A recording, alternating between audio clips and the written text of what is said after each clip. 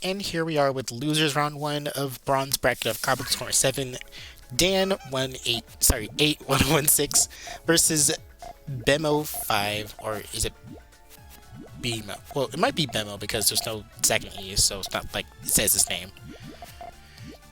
But yeah, a newcomer versus a veteran. Let's see who comes out on top.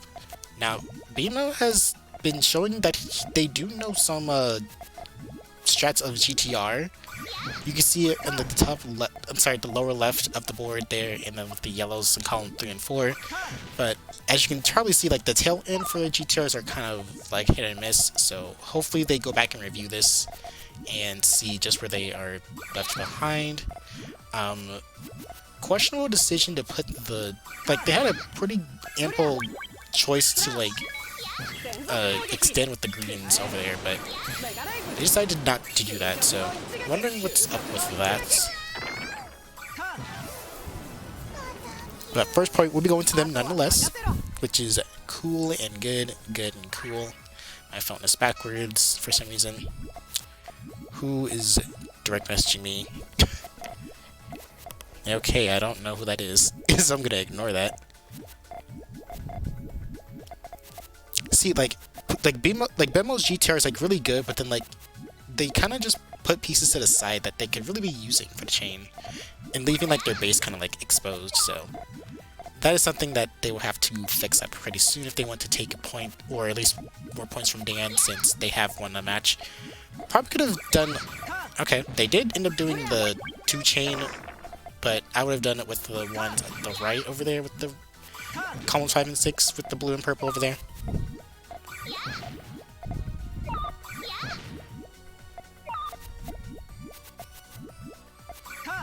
And then they power it. Just not a bad idea, but Dan is still open. Probably got a little bit lucky with the blues, with the yellow and blues gonna get the last minute. But a power 8 is a power 8. Lucky or not, Bemo will be forfeiting this point over to Dan, it seems. Not without a bit of a struggle, though. But that's going to be 1 point for Dan, 1 point for Bemo, an easy tie.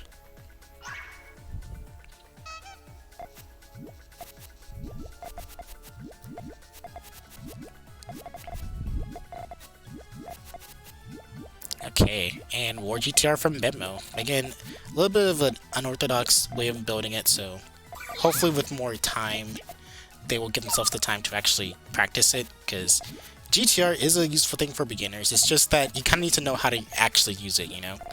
If you're kind of just making a shape and then one link after it, you're kind of just not really doing yourself a favor here. Because you gotta learn how to actually tail with it properly, I feel. I know others might have some other differentiating opinions of it, but that's just fine. I'm not here to argue with other people, because that's not what we're going to be doing here. Not in the year of 2025. Oh, and I do want to confirm this real quick. If there is a new console Puyo game that's crossplay, then I think it's safe to say that Carbuncle's Corner will move on to that platform instead, or to that new game. But we're gonna wait a little bit just to make sure everyone actually gets the game and whatnot, I guess. We don't want to do a day 1 tournaments on it just yet, or maybe we do. I'm not sure. We'll just have to wait and see for that. So if this is the year that we do get a new console Puyo game, I really hope it does have crossplay. Aside from, assuming that they already have, a functional game that has animation and, something that we care about. That casuals care about, rather. Not we as in just to competitive people, but because, I think people kind of overlook this for, improving Puyo, but, if you're not gonna cater to, newcomers or, beginner players at all, the game's not really gonna be a success. Or rather, at least it's not gonna be as filled as you would want to think. I don't know, I'm not trying to throw shade at this person, but there's someone out there that has a video of the state of Puyo Puyo in 2024 or something like that, and their views are so negative.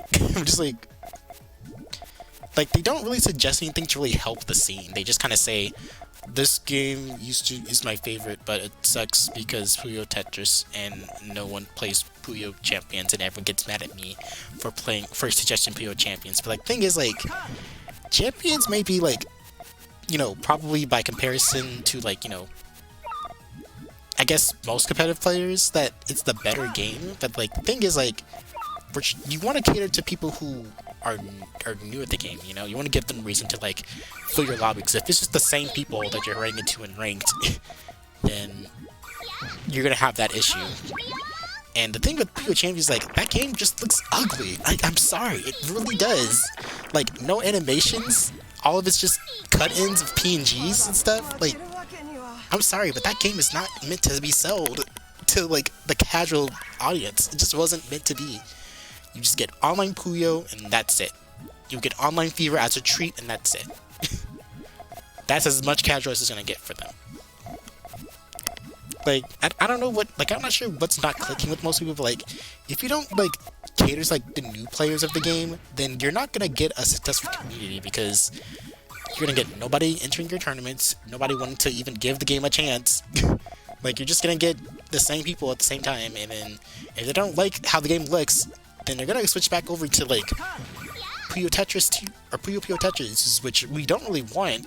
Like, I don't mind Puyo Tetris 2, but come on.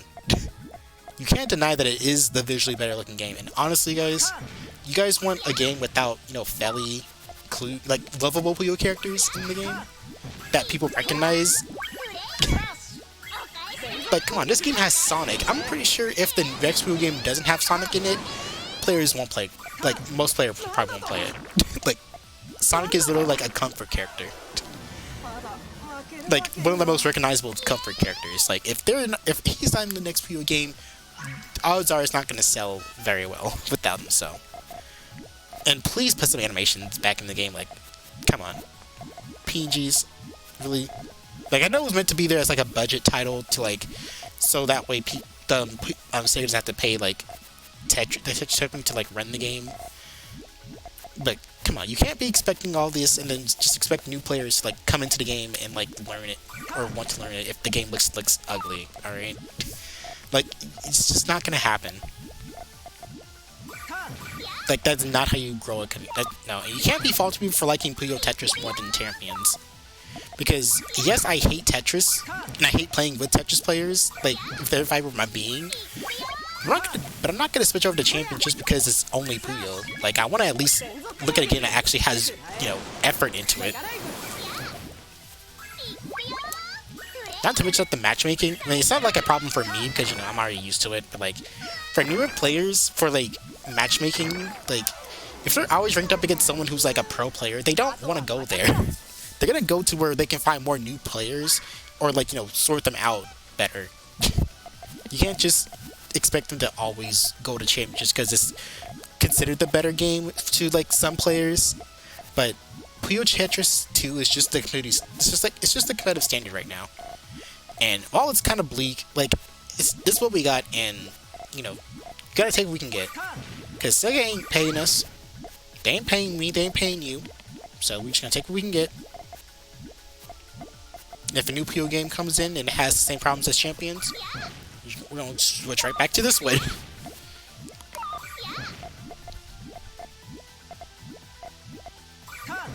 I don't know, that's kind of like my take on it, though. Like, you really can't, like, just expect new player. Oh yeah, like the perfect speed, or the speed drops for, like, Puyo, between Puyo Tetris 2 and Puyo Tetris and Puyo, like, Champions. Yeah, the beginner players don't look at that. They don't care. They just see pretty animations at the backgrounds. If they like them, they'll stay. And if they don't like them, or if it's just PNG, they don't want that. Like, no, they need to start. People need to start listing things that, you know, as a newer player would, like, understand, you know, or new players would, like, actually, you know, like, keep up with, or would notice. Because if you list all this, like, asinine stuff that, like, they don't really know yet, then they're not gonna. They don't care about that. Does the game look pretty? Yes. Does the game have, you know, my favorite characters in it? Yes. That's what they're looking for. That's the checklist they're going off of. Not Oh, does this have the soft drop speed of this game? Or is it... No. I think my one hope for the next Puyo game, if they don't add crossplay, which they really should, is to throw it there. But I really wish there was like a matchmaking mode that doesn't like delta your rating. Like you know how in Smash Brothers 4 or Smash 4, where like there's a for fun and for glory matchmaking like that. I think they should have more. I think they should do more of that route. Like just be able to play any of the modes you want without rating or without worrying about your rating. And then if you want a really super competitive mode, you can have like a suit only ladder or FIFA only ladder, separated of course. And then be able to matchmake, because like people are too scared to like go into a free play room. So the next best thing is like have like a matchmaking thing where like they can be matched up with players that and their rating isn't like tanked or anything. But if they want to, they can specify, I want to be ranked against players this elo or something like that. Okay, maybe not like that. Now that I'm thinking about it. But, you know, like something where they can like queue into a match and not have to worry about pros like, you know, getting on, just stomping them and then making the number go down and then making players lose motivation. Because players really like that fake number that's attached to their name in this game, so they're like...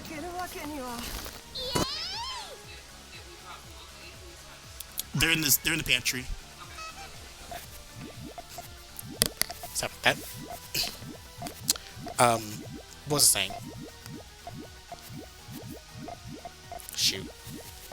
Oh yeah, basically, people don't want to like go into like a ranked match and just get their like people care too much about the number that's attached to their name, rather than just like being able to play matches. So maybe a matchmaking system where like they can just matchmake without worrying about that number at all. Now, does this backfire to like make only pro players go in there? Possibly, but honestly, if you're good enough at like this game and you are worried about this number, then I don't know what to tell you. Like, I would love to just like hang it out in free play, just wait for somebody else in this game. And that's one thing. That's something I do all the time. And if I'm just like too tired for it, I'll just ping somebody or ping a role. But you know, just being able to matchmake somebody is just better without having to worry about rank or anything like that. Now, this does come with the backfire of, oh, is this player gonna like, I don't know, leave just because they aren't winning any matches, even though it doesn't affect their rating? Yes, but that's, I don't know, that's something that we can't really figure out right. That's something that we can't really like account. That's something we can really like do anything about right now. Like, all we can offer is like an open like system where like, hey, if you win, it's great. If you lose, you don't worry. There's no harm, no foul. That's like the only thing we can offer right now, instead of all these cockamamie, oh, let's only play champions and you have to play the boring game. So, yeah, let's not do that. Other than that, great A-chain from Dan. I have not talked about the match at all. What are they doing? Dan is losing. He's going crazy. He's crazy. Going crazy over there in bronze bracket, Mr. Dan. But he is our winner, so good.